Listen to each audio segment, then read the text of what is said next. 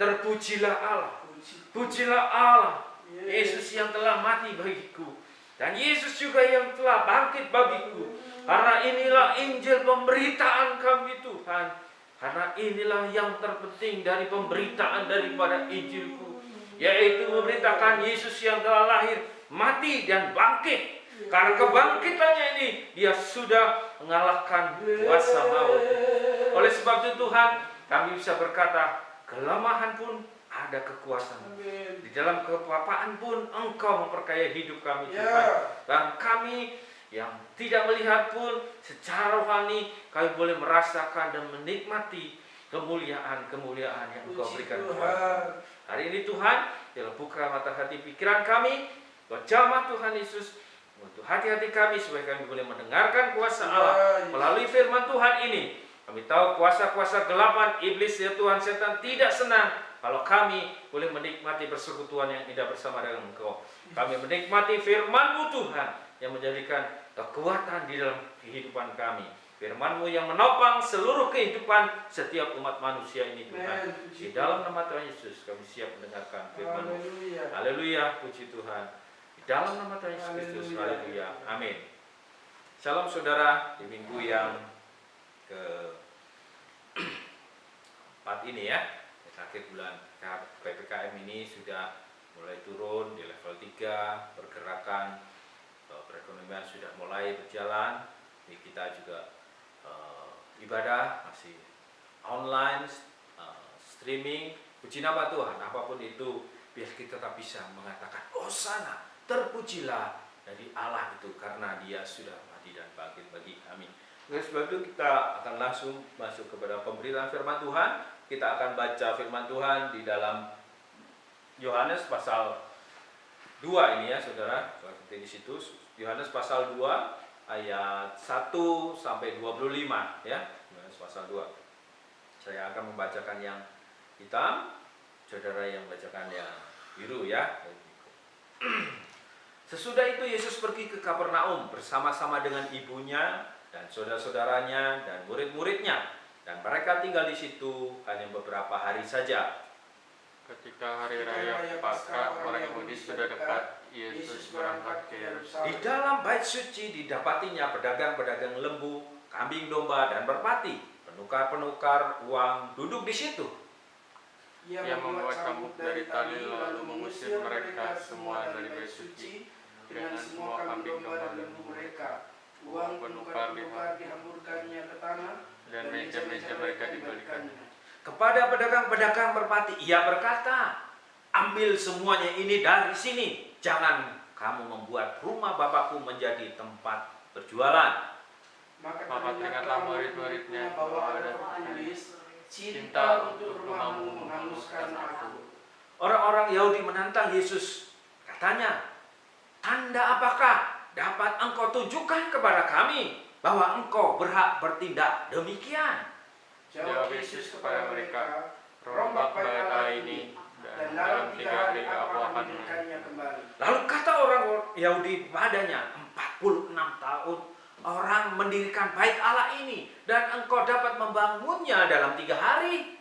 Tetapi yang dimaksudkannya dengan bait Allah ialah tubuhnya sendiri. Kemudian sesudah ia bangkit dari antara orang mati, barulah teringat oleh murid-muridnya bahwa hal itu telah dikatakannya, dan mereka pun percayalah akan kitab suci dan akan perkataan yang telah diucapkan Yesus. Dan sementara ia di Yerusalem selama hari raya Paskah, banyak orang percaya dalam namanya karena mereka telah melihat tanda-tanda yang diadakannya. Tetapi Yesus sendiri tidak mempercayakan dirinya kepada manusia karena ia mengenal mereka semua. Dan karena tidak perlu seorang pun memberi kesaksian kepadanya tentang manusia, sebab dia tahu apa yang ada di dalam hati manusia. Puji nama Tuhan, haleluya, amin. Kalau saudara masih bisa membaca firman Tuhan, menikmati pembacaan firman Tuhan, ini bukan satu update atau misalnya upload tentang kata-kata yang biasa, tidak ada kuasanya, tetapi saudara ketika saudara ada kerinduan, ketika saudara rindu membaca firman Tuhan ini, ketika digerakkan oleh Allah, yang kekuatan Allah itu ada dalam diri kita, sehingga kita menikmati pembacaan firman Allah itu. Satu warning, satu indikasi kalau saudara sudah tidak menyukai atau menyenangi membaca firman Tuhan ini. Karena apa saudara? Firman Tuhan ini ada kuasanya. Sudah saya sampaikan, kalau hukum-hukum atau peraturan-peraturan di Indonesia ini, ya, di negara kita ini mempunyai kuasa untuk memenjarakan kita, untuk melepaskan kita dari tuduhan, bahkan untuk membinasakan kehidupan kita. Tetapi firman Allah ini bisa adalah menghidupkan kehidupan kita sampai pada kekekalan nanti. Saudara, hari Minggu ini saya memperhatikan ada satu kontradiksi keadaan bahwa di luar sana ada suatu kelaparan yang melanda saudara-saudara kita belahan dunia yang lain, yaitu daerah Madagaskar. Ya, mereka mengalami satu kondisi, situasi yang mencekam kehidupannya lebih-lebih daripada kondisi COVID yang kita alami hari ini. Mereka hanya bisa memakan bunga kaktus, daun-daun kaktus, dan serangga-serangga. Dan berita ini saya ambil dari BBC News Indonesia, dan dinyatakan di sana sampai 8 bulan mereka mengalami seperti ini. Kita yang sekarang di PPKM juga, masih puji nama Tuhan ya, kita tidak sampai menikmati atau memakan serangga seperti ini. Kalau hari ini kita masih bisa menikmati anugerah Tuhan, kasih karunia Tuhan, itulah yang terbaik di dalam kehidupan kita. Kita belum masuk sampai seperti ini. Bukan berarti Allah akan membawa kita seperti ini, tapi itulah bagian-bagian yang ada di sekitar kita, sekeliling kita. Kalau 1 bulan lalu saya sampaikan bahwa ada manusia ini dengan ratusan miliar, mereka pergi ke angkasa untuk menikmati kehidupan mereka di luar angkasa sana. Kalaupun tidak banyak hal yang bisa dikerjakan, sangat kontra sekali ada sebelahan penduduk yang lain, mereka makannya dengan kaktus dan belalang. Tapi apa yang kita pembacaan kitab firman Tuhan yang dinyatakan bahwa Yesus Allah itu mengenal mereka. Bacaan kitab suci yang kita baca tadi bahwa Ia tahu apa yang di dalam hati manusia. Oleh sebab itu hari ini saya memberikan tema judulnya yaitu tentang eskatologi sebagai jawaban daripada Rasul Petrus, Rasul Yohanes maksud saya, dan saya beri judul Dia Mengenal Hati Manusia, yaitu Allah mengenal hati manusia. Kalau kita baca, kita renungkan firman Tuhan tadi, ada pembacaan firman Tuhan yang menyatakan bahwa Yesus mengenal hati orang-orang pada zamannya waktu itu, ya.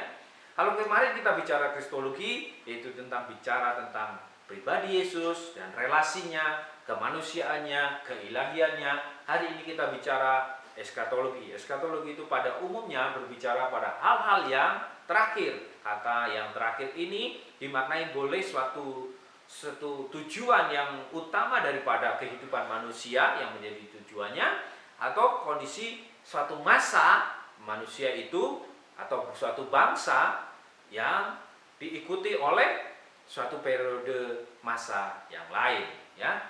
Dikatakan bahwa Rasul Yohanes selain menghadapi orang-orang dekotisme, orang-orang gnostik, orang-orang yang mempercayai Yohanes Pembaptis, nah ini juga ada satu tema pengajaran di dalam Injil Yohanes ini tentang eskatologi, tentang akhir zaman akhir, ya. Bahwa tentang apa yang disampaikan oleh Yohanes, saya sebutkan bahwa Allah mengerjakan sesuatu yang luar biasa. Realitas surgawi dibawa turun kepada manusia di bumi, yaitu Allah yang kekal itu berencana bekerja di dalam kehidupan manusia. Eskatologi deskripsinya itu tercatat di dalam perikop pasal 2 Yohanes ini. Yang tadi kita sudah baca bagian keduanya. Perkawinan di Kana itu memberikan penggambaran ya suatu kondisi terakhir, kondisi-kondisi yang di akhir zaman. Seperti kita hari ini adalah sudah hidup di zaman-zaman akhir atau akhir zaman ya.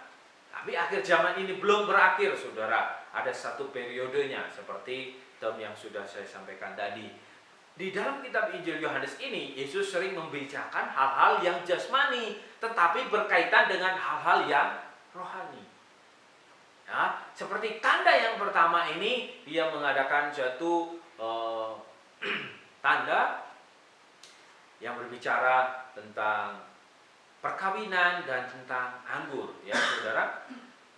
Ada di Kana ini Yesus dalam konteks PL juga mengenai hari-hari mesianik itu digambarkan dengan kedatangan Sang Mesias.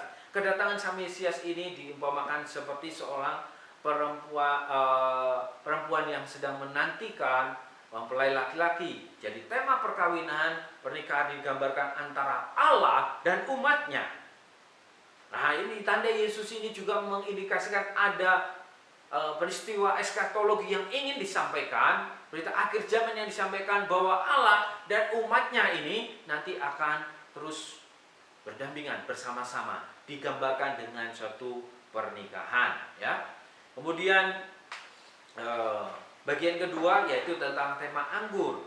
Kalau anggur, Saudara, itu tema yang dinyatakan di kitab Kejadian juga ada kedatangan dari kehadiran dari pada Mesias sendiri. Ya, dan Mesias ini dianggap digelar sebagai raja ini, ya, dia yang menguasai seluruh alam semesta ini. Dikatakan bahwa kedatangan dan kehadiran Mesias juga digambarkan sebagai pesta perjamuan anggur. Mesias itu akan melenyapkan maut selama-lamanya dan segala air mata dihapuskannya, perjamuan yang disediakan bagi seluruh bangsa-bangsa di dalam Yesaya 25 ayat 6 sampai 8. Peristiwa-peristiwa ini menuju pada peristiwa-peristiwa yang akan datang, yang pada hari akhir.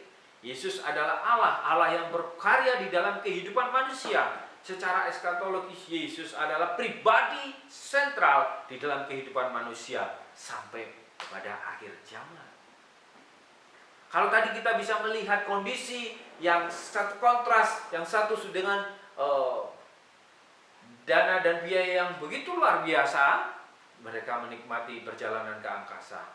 Tapi ada bagian dunia lain, mereka dalam untuk menghidupi kehidupan secara jasmani, mereka harus makan daun kaktus dan serangga. Ya, apakah karya Yesus Kristus hingga akhir zaman? Ya, dikatakan dia mengetahui di dalam ayat 24 sampai 25, tapi Yesus sendiri tidak mempercayakan dirinya kepada mereka karena ia mengenal mereka semua dan karena tidak perlu seorang pun memberikan kesaksian kepadanya tentang manusia sebab ia tahu apa yang di dalam hatinya. Kalau kita tadi sudah bisa membaca bahwa ada berita, ada pernyataan, ada peristiwa tentang yang akan datang, hari ini pun Allah itu atau Yesus itu mengetahui kehidupan manusia, ya. Saudara, begini, apakah karya Yesus pada akhir zaman? Dikatakan di dalam Wahyu bahwa dia akan menjadi raja untuk selama-lamanya. Dialah Alfa dan Omega, yang awal dan yang akhir. Tetapi ingat, untuk masuk ke dalam kerajaannya itu orang-orang penakut, orang-orang yang tidak percaya, dikatakan di situ orang-orang yang tidak percaya, orang-orang kecil dan orang-orang pembunuh, orang-orang sudah, tukang-tukang sihir, penyembah-penyembah berhala dan semua pendusta ini tidak akan mendapat bagian atasnya, ya. Jadi peristiwa akhir zaman itu berbicara nanti tentang kebangkitan, tentang kerajaan Allah, tentang satu kehidupan yaitu bersama-sama umat Allah dan Allah itu sendiri, ya. Karena dia yang menjadi raja sampai selama-lamanya di dalam Wahyu 22 ayat 1 sampai 5. Jadi saudara, kita harus mengenal dengan benar, kita harus tahu Allah yang benar. Karena apa? Kehidupan kita itu tidak sampai hari ini saja, baik kehidupan jasmani maupun rohani. Kehidupan kita itu akan terus sampai yang disebut dengan satu periode yang sudah berakhir di zaman ini. Di zaman yang akan datang, itu juga kita akan menikmati kehidupan bersama-sama dengan Allah. Saudara tahu bahwa di perikop ini, Yesus mengenal hati setiap orang. Hari ini pun, kondisi apapun kita, hari ini Allah mengenal kehidupan kita. Allah mengerti sampai kedalaman hati kita. Jadi hari ini mau sampai nanti akhir depan, dia adalah pribadi yang terus bekerja dalam kehidupan setiap manusia. Kalau dulu dia sudah mengenal murid-muridnya, mengenal orang-orang itu, dan dia tahu siapa yang percaya. Hari ini pun saudara-saudara, Yesus tahu dan mengenal hati saudara. Saudara percaya atau tidak? Saudara mempercayai bahwa Yesus itu sampai kepada kekekalan nanti, sampai akhir zaman nanti, dialah satu-satunya pribadi yang sentral dalam kehidupan akhir zaman itu, baik di dalam kekekalan nanti, dari dulu, sekarang ini, sampai selama-lamanya. Saudara percayakah itu? Oh iya, saya percaya, kan saya pergi ke beribadah, saya pergi ke gereja, ya, percaya Yesus Tuhan.